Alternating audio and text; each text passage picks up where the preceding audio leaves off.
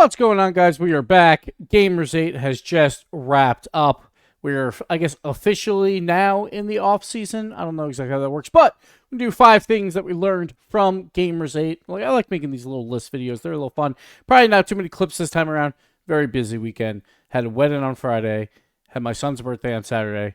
Had the birthday party on Sunday. First day of school was today. So we're just going to roll right through it. But let's begin. Number 5, crew battles.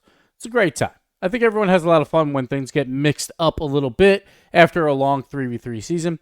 I think there are ways to make it better, though. I think the reason why it is the way it is now, where basically there's threes every other game, is because I think the pros actually wanted that. I think last year they asked the pros, and most pros were like, we play threes, so we would rather have more threes. And I say, screw the pros. Do something different.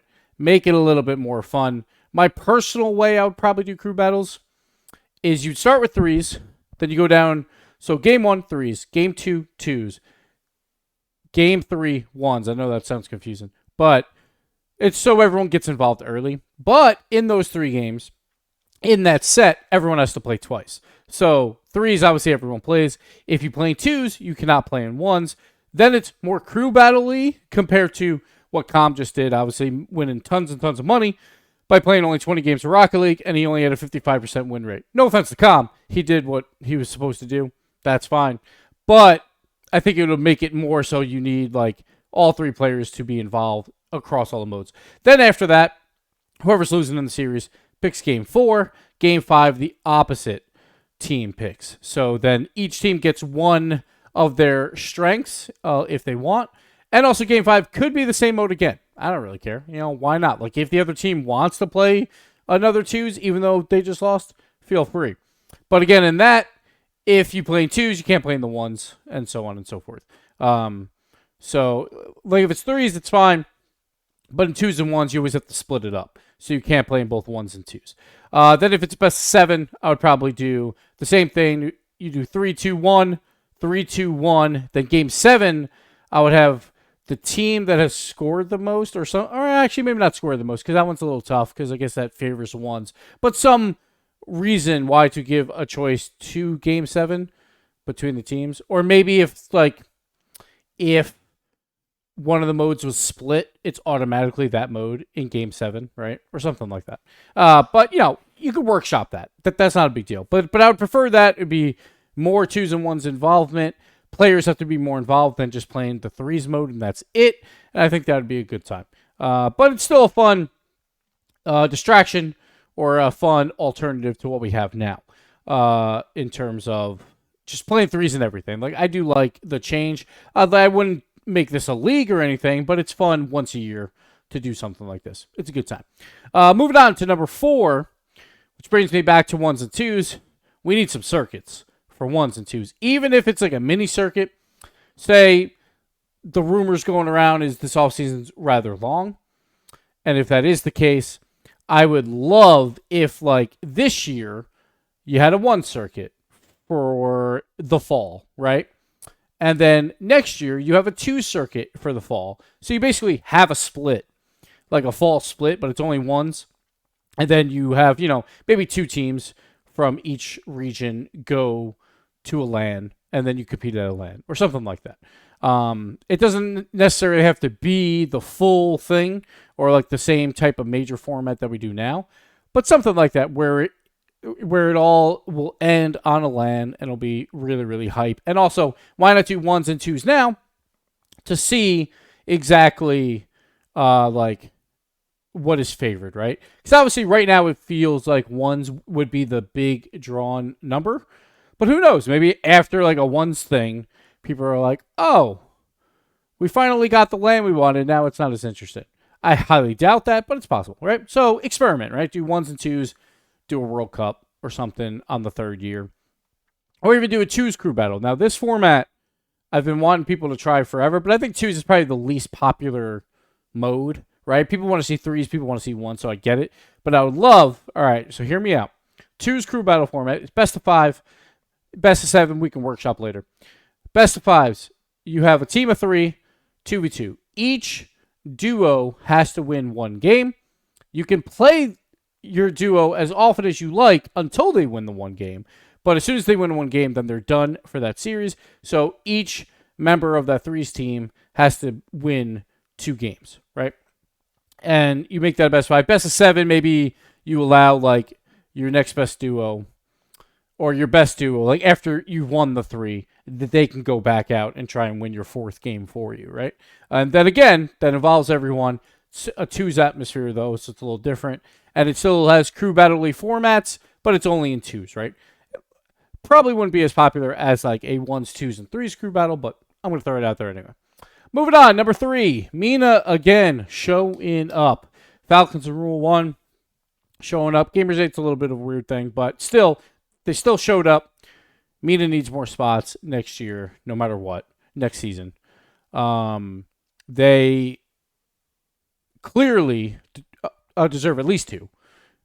I think there's arguments for 3 at times as well. So I think the pressure is on. We talked about this before, but the pressure is on. And OC, again, just like not doing anything. And like, I get it. It feels bad to maybe take away a spot. I personally would take away an NA and a Europe spot first, but I can see the reality of OCE losing the spot for Mina. I don't want it to happen, but I don't think that there would be a huge argument against it because of their performance. Now, obviously, that would ruin growth and all that, and we talked about that in previous videos, so I'll go check those out. But Mina at least needs 2 somehow, right? At the very least. Next up, 2. North America has done it, guys. North America is on top. They are the greatest region in the world because of Chrome. What a man. When he split 3s with Furia, he hit that redirect over Vatira. Well done, Chrome. Watch out. We talk about depth. It's because all our depth is in coaching, right? They purposely are not playing. Let's get Corrupted G back on the field. Come on. Let's do it. Let's do it right now as well. Chrome, well done to him. But NA is great. Version 1, well done to you. You are the greatest Rocket League team in the world, which leads me directly into number 1. None of this matters. Gamers8, none of it matters, honestly. It's a fun format. It's a fun watch. But literally none of the results matter at all. It's best of 1s. Like, even in the 2s and 1s, I get it. Like, Daniel in Beast Mode. Fantastic performance, 100% a win rate. And you could say that they're best in the world, but it's still not a proven fact until you actually have like a 2s LAN, right? Where you're playing in a set of matches, a best of 5, best of 7, where it's you just keep grinding out those games and counter and play styles and all that. Best of 1s, incredibly hard. Sure, again, Daniel Beast Mode, number 1 and 2s, but there's no LAN to like officially prove that, right? So Roas as well. Great in 1s, but also like a 1s LAN or a 1s best of 5, best of 7 is so much different than playing random best of 1s, right? So none of it matters. Version 1 even, like people, like I know people are going to say, we'll probably hear it on First Touch as well, but we're going to say like, wow, version 1, I knew they were a great team.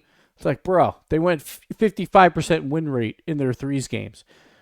They played 20 games. They lost 9 of them. So it's like, they weren't that great, like, honestly, for a 3s team. They were basically exactly what we thought they were, like a middle-ranged 3v3 team.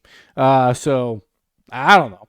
But again, that was best of 1s, right? Maybe if they were getting momentum, maybe they have figured it out. It's hard to tell. So, don't take these results as gospel. I know people are going to all of a sudden put Beast Mode as their like number 1 player in the world. It's like, what is player of the world, right? It's like, I personally think player of the world is only in 3v3 because I do not care about 1s and 2s unless there was an actual LAN or something to tie it to.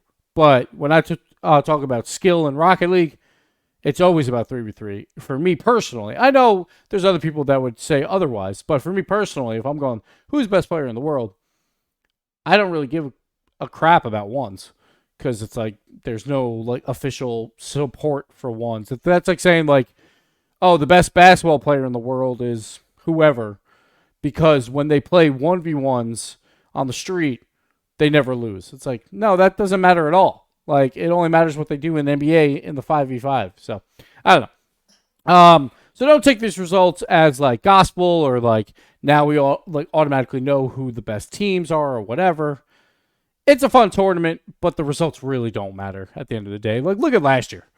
You know, like Guild and Furia, right? And then Furia, like Fury did get top 4, obviously, but then they kind of fell off a bit as well. So it's just like, whatever. And Guild is, you know, Guild. Yeah, but that's going to do it for this video. I didn't want to go too long. Just wanted to quickly encompass what Gamers8 was. We'll talk probably off-season roster mania, probably throughout the weeks coming up. We already talked a little bit about how, like, a while ago, like, I had a video about NA. All the teams should implode and restart. I still believe that, so if you want to go check out that video, feel free. But that's going to do it for this one. We'll see you on Wednesday. Not sure what I'm going to be talking about on Wednesday. Hopefully some roster juiciness begins to come out, but it is what it is. Thank you guys for watching. We'll see you next time. Bye-bye.